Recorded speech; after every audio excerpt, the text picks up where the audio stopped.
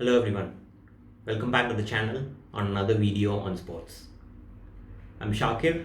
I do videos on sports, reviews of movies, series, books and products, and also some videos on finance. Today I'll be doing a breakdown of the best buys for IPL 2022 auction and how each of the teams fare.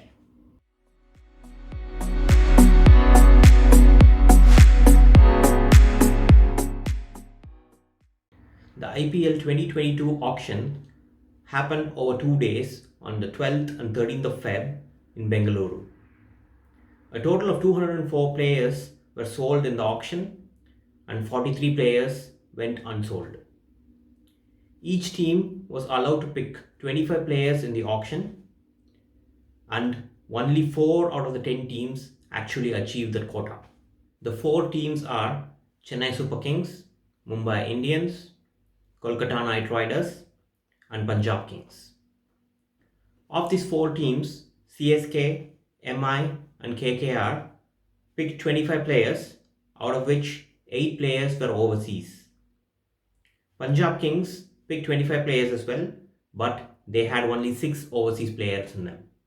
DC and RR got 24 players each, DC picking 7 overseas players and RR picking 8 overseas players. Sunrisers Hyderabad and Gujarat Titans got 23 players each with 8 overseas players. RCB got 22 players, in which 8 were overseas players. And the Lucknow Super Giants got 21 players, of which 7 were overseas players. The highest price paid in the auction was for Ishan Kishan, who went for 15.25 crores, which is just a little over $2 million US. But the highest salary this season will be paid for KL Rahul, who was retained by LSG for 17 crores, which is a little over 2.25 million USD. The next highest is being paid for Rohit Sharma, who was retained by Mumbai for 16 crores, and Hardik Pandya was retained for 15 crores by Gujarat Titans. Both KL Rahul and Hardik Pandya were retained by the 2 new teams based on the retaining policy for these teams. The second highest salary paid in the auction was for Deepak Chahar, who was picked by CSK for 14 crores. Next was Shreyas Iyer, who went for 12.25 crores to KKR. In the overseas players, the highest is being paid to the Englishman Liam Livingstone, 11.75 crores, and he will be playing for Punjab Kings. Next is Nicholas Puran, 10.75 crores, and he went to SRH. Let's see how each of the teams fare. Let's begin and go in alphabetical order. First up is Chennai Super Kings. They've retained Ravindra Jadeja, MS Dhoni, Moeen Ali and Rutraj Gaikwad. They made some good picks like Deepak Chahar for 14 crores, Shivam Dubey for 4 crores, Chris Jordan for 3.6 crores, Adam Milne for 1.9 crores. They bought back players like Ambati Rayudu for 6.75 crore, Dwayne Bravo for 4.4 crores and Robin Uthappa for his base price of 2 crores. Not sure how many years they can play, these 3 players, but they did perform really well last season. They have picked a lot of uncapped players. We will see how they go when the tournament starts. Not the best of the picks in the auction, but it will all depend on how Dhoni will master his troops. Next is Delhi Capitals. They have retained Rishabh Pant, Akshar Patel, Prithvi Shaw and Andrich Nodje. Their biggest buy this season was Shardul Thakur for 10.75 crores, followed by Mitch Marsh for 6.5 crores and David Warner for a really good price, in fact, 6.25 crores. Also good uncapped picks in the form of Kahil Ahmed and Chetan Shakaria. DC also picked up the Under-19 World Cup winning captain Yash Dul. I'm really excited to see how explosive will the opening pair of Prithvi Shaw and David Warner will be. They should really play well, just like the past few seasons under the coaching of the punter Ricky Ponting. Let's see how they perform this season. Next is Gujarat Titans. Gujarat is the new kid in the block. This will be their first season in IPL, so the remaining 8 teams will be coming in with a lot of experience. It will be interesting to see who will be in the staff of this team. They retain Hardik Pandya for 15 crores, Rashid Khan as well for 15 crores, and Shubman Gill for 8 crores. Their top buys from the auction were Lockie Ferguson for 10 crores, Rahul Tewatia for 9 crores, and Mohammad Shami for 6.25 crores.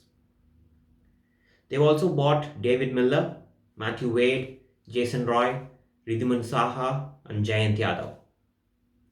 Hardik Pandya will be the captain of the side. It will be a big challenge for him as he's never been the captain of any of the sides he's played before, even in the domestic circuit. I guess it's all about marketability for the team and not about captaincy experience. Next is Kolkata Knight Riders. KKR retained Andre Russell for 12 crores, Varun Chakravarti for 8 crores, and Venkatesh Iyer for 8 crores, and Sunil Narayan for 6 crores. They bought Shreyas Iyer for 12.25 crores, who has already been declared as the captain of the side, Nitish Rana for 8 crores, Pat Cummins and Sivam Mani for 7.25 crores each. They also got Umesh Yadav, Sam Billings, Tim Southee. Delhi Capitals got to their winning ways under the captaincy of Shreyas Iyer. I honestly think he's a really captain material. So this time around, let's see if he can turn things around for KKR and take them into the finals or make them win the cup. Next is Lucknow Super Giants. The players retained for LSG are KL Rahul for 17 crores, Marcus Stoinis for 9.2 crores, and Ravi Bishnoi for 4 crores. In the auction, they picked Avesh Khan for a whooping 10 crores, highest paid uncapped player in this auction. Jason Holder for 8.75 crores, the eldest of the Pandya brothers for 8.25 crores, Quinton de Kock for 6.75 crores, Deepak Huda for 5.75 crores, and Manish Pandey for 4.6 crores. KL will be captaining the side. He's never had much luck captaining the side in the IPL, given Punjab Kings never made it to the playoffs in his captaincy. And he didn't have much luck captaining the Indian side as well in South Africa. Let's see if he changes his style and brings some luck to this new franchise. Next is Mumbai Indians. Rohit Sharma, Jasprit Bumrah, Surya Kumar Yadav, and Kieron Pollard were retained by Mumbai for 16 crores, 12 crores, 8 crores, and 6 crores respectively. MI made the most expensive purchase in the auction by buying Ishan Kishan for a whooping 15.25 crores and hence retaining him in the team. Their other big purchases were Tim David for 8.25 crores, Jofra Archer for 8 crores. They had some interesting buys in the form of Murugan Ashwin and Taima Mills. As usual, they bought Arjun Tendulkar, but this time Ashish Nehra played around to increase the price and Mumbai bought him for 30 lakhs. Rohit has been the most successful captain in IPL. Last year, Mumbai really didn't do that well. Can they turn things around this year? They got a really good mix of players. The pace combination of Bumrah and Archer is going to be explosive. Next is Punjab Kings. Punjab Kings wanted to retain KL Rahul, but he wanted to be released. Hence, Punjab Kings retained only Mayank Agarwal and Arshdeep Singh for 12 crores and 4 crores respectively. Their biggest buy in the auction was Liam Livingstone, the most expensive overseas player. He went for 11.5 crores, followed by Kazko Rabada. He went for 9.25 crores, Shah Rukh Khan for 9 crores, Shikhar Dhawan for 8.25 crores, Johnny Bairstow for 6.75 crores, and Odion Smith for 6 crores. They also got Rahul Chahar and Harpreet Brar. As usual, PKS have always been an okay team, not the strongest of the lot. They might name Shikhar Dhawan as the captain. I've always felt that Shikhar is a good captain material. He's always shown maturity, and he's also played the series in Sri Lanka. Though he lost the T20 series, he did win the ODI. Statistically, PKS is one of the most worst performing team in IPL. They've made it to the playoffs only twice in 13 seasons. Next is Rajasthan Royals. The Royals retained Sanju Samson, Josh Butler, Yasavi Jaiswal for 12 crores, 10 crores and 4 crores respectively. I believe Sanju Samson will continue to be the captain of the side. Their biggest buy in this auction was Prashid Krishna for 10 crores, Shimran Hetmaya for 8.5 crores, Trent Bolt for 8 crores, Devdutt Padikkal for 7.75 crores, Yuzi Chahal for 6.5 crores, and Ravi Ashwin for 5 crores. They also got some good buys in the form of Riyan Parag, Navdeep Sani, Nathan Coulter-Nile, Jimmy Neeson, Rassi van der Dusen. I believe they are a good squad. If Sanju Samson's captaincy clicks, they can be really big for the title contenders. Next is Royal Challengers Bangalore. RCB's retained Virat Kohli, Glenn Maxwell and Mohammad Siraj for 15 crores, 11 crores and 7 crores respectively. They bought Harshal Patel and world number 1 T20 bowler at the moment, Vaninda Hasaranga, both for 10.75 crores. Josh Hazelwood for 7.75 crores, a big one to replace ABD. This one is Fab du Plessis for 7 crores. Dinesh Karthik for 5.5 crores. Since Kohli has already stepped down from the captaincy, it will be interesting to see who will pick up the captaincy for RCB. I believe it will be between Dinesh Karthik and Faf du Plessis. But we have seen Dinesh Karthik giving up his captaincy to be a player in KKR, so it could be Faf du Plessis alone. RCB have been pretty consistent over the past 2 years, finishing 4th on the table and losing in the first eliminator. Given that they've never won the IPL before, it's high time that they get it done really soon, as their fans are getting really impatient. Last but not the least is Sunrisers Hyderabad. SRH has retained 3 players, Kane Williamson for 14 crores, 2 uncapped players both from Jammu and Kashmir for 4 crores each, Abdul Samad and Umran Malik. Their big buys, Nicholas Poran for 10.75 crores, Washington Sundar for 8.75 crores, Rahul Tripathi again for 8.5 crores, Romario Shepard for 7.75 crores, Abhishek Sharma for 6.85 crores. They also brought back Bhuvaneshwar Kumar for 4.2 crores and Tirumurti Nadarajan and T. Nadarajan for 4 crores. They have a decent lineup and should do better than the 2021 season. But Wasim Jaffer believes that Kane Williamson will be the scapegoat of the side this time, which is highly probable.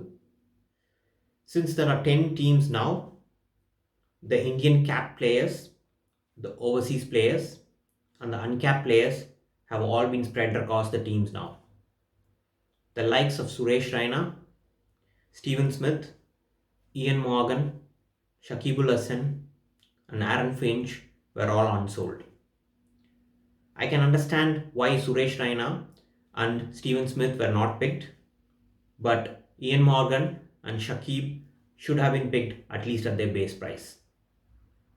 Raina recently gave an interview where he mentioned that the Indian players who not picked in the IPL squad should be allowed by the BCCI to participate in other leagues across the world like the CPL, Big Bash or the 100. I totally agree with him, because players like him and other Indian players who were not picked in any of the IPL squads this year would continue to play the game that they love. With 10 teams and the importance now being given to uncapped players, BCCI should open the gates to these players to participate in leagues across the world. On paper, I feel that Rajasthan Royals are really good along with KKR, but in this T20 format, you never know how the game goes. It all depends on how the teams are formed, how the franchises rotate the players, and how each player clicks when playing as a team. It's going to be 2 months long treat starting end of March. I'm going to have a lot of sleepless nights. That concludes the IPL auction summary. It would be really encouraging for me if you let me know your thoughts in the comments, like the video, and please subscribe to the channel and also click on the bell icon. Please check out our food and travel blog. The link is in the description below. Also, check out some links in the description below, which are for some freebies and rewards for the sites and services that I use. I'll see you all in my next video. Till then, take care. Ciao.